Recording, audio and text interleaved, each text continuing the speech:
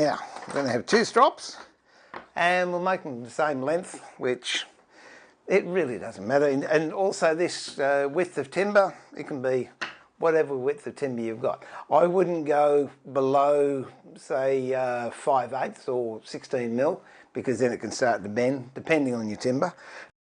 Bit of a thicker, well, that's fine too. Once more, I'll be using the saw box. Whoops, get it around the right way. And this really has become an invaluable part of working inside. And you'll see why in a minute, which I've explained earlier, the previous video. The important thing with these blades is you've got to have the right tension on there, or else,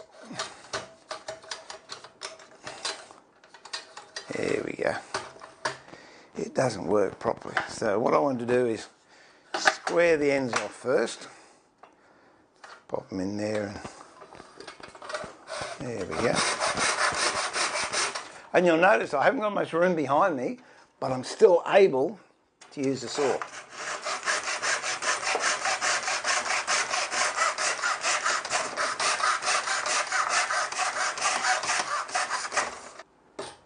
Two square ends, and I'll cut these at 290, I think. And again, look, the measurement's not super critical. 290 seems to work. Any longer and it can become a bit cumbersome. Any shorter and you'll think you want it longer. So that's what I came up with anyway. So square the ends off here. Drop your saw down. There. And here we go.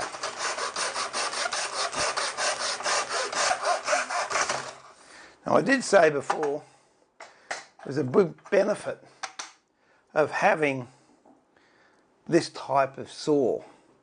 Once more, it's to do with cleaning up. If you look at all the mess on the saw, it's all on the saw, it's not on the floor.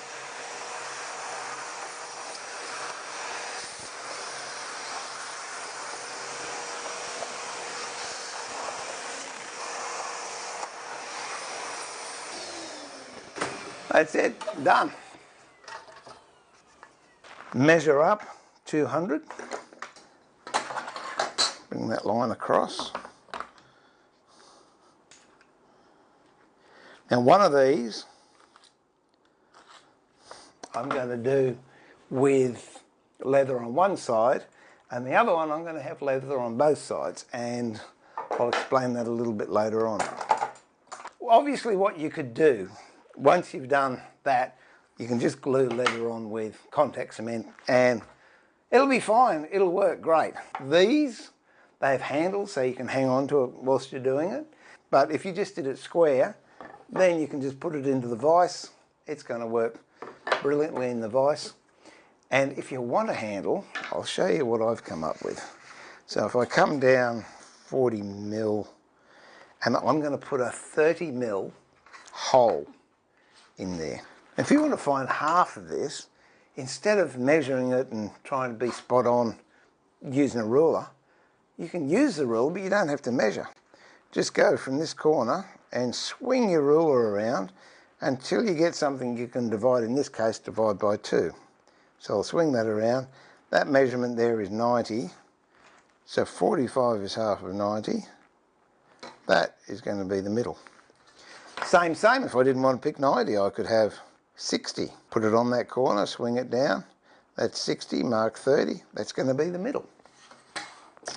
With this one here, use that corner, come down, I mark 100 on this edge, mark where 50 is, and that's going to be the middle. So what I want to do is now I'm going to mark that centre in both of them and get my drill, put a very fine drill bit in there. I'll use my bench hook that we made in the previous video, a bit of sacrificial timber on it, and I'm going to drill straight down.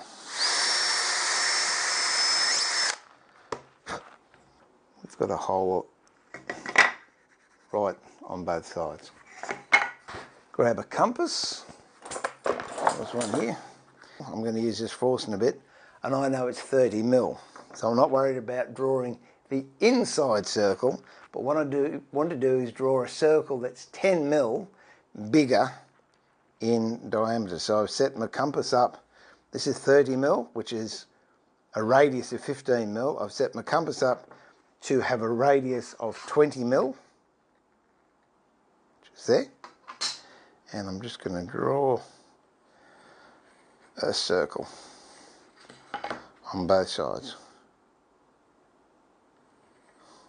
Get the bench hook again with a bit of sacrificial plywood in it. Forcing a bit. Now you can use a spade bit. I don't particularly like using them, especially indoors, because they make such a mess. And also the depth of the spade bit, the pointed part of the spade bit, goes into your job too far. Whereas here, I just want a little bit of a nipple coming through on the other side so I can drill back on it. I'll show you what I mean.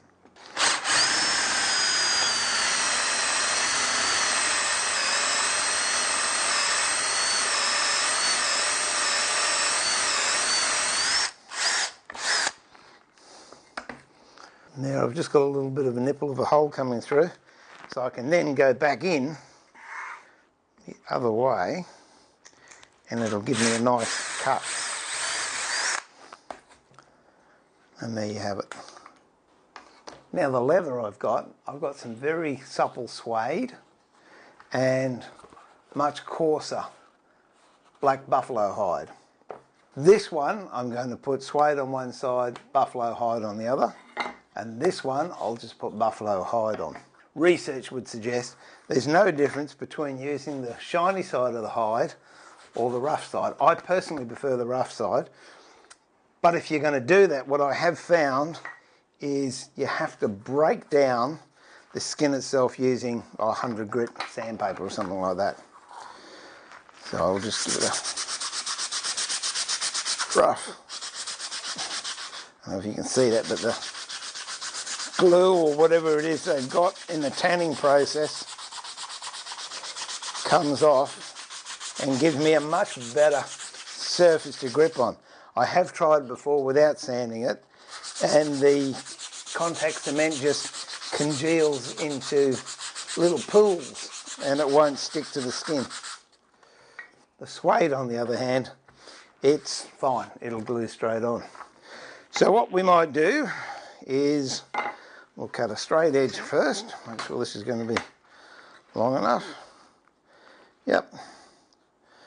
We'll cut a straight edge off of here.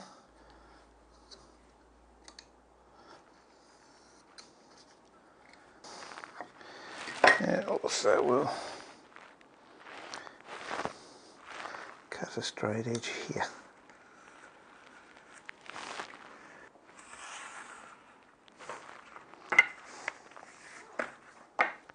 Putting a bit of paper down so I don't make a mess everywhere. Make sure you get a good coating on all the leather. Oh, it should be tacky enough now to put this one on. Just line it up with this line that you drew here. Roll it down. That's it. Some glue on the other side. Starting to tack off now. Make sure you put the right side down. Now just put it in the vise. Whack a bit of pressure on it. And we measure up the other side.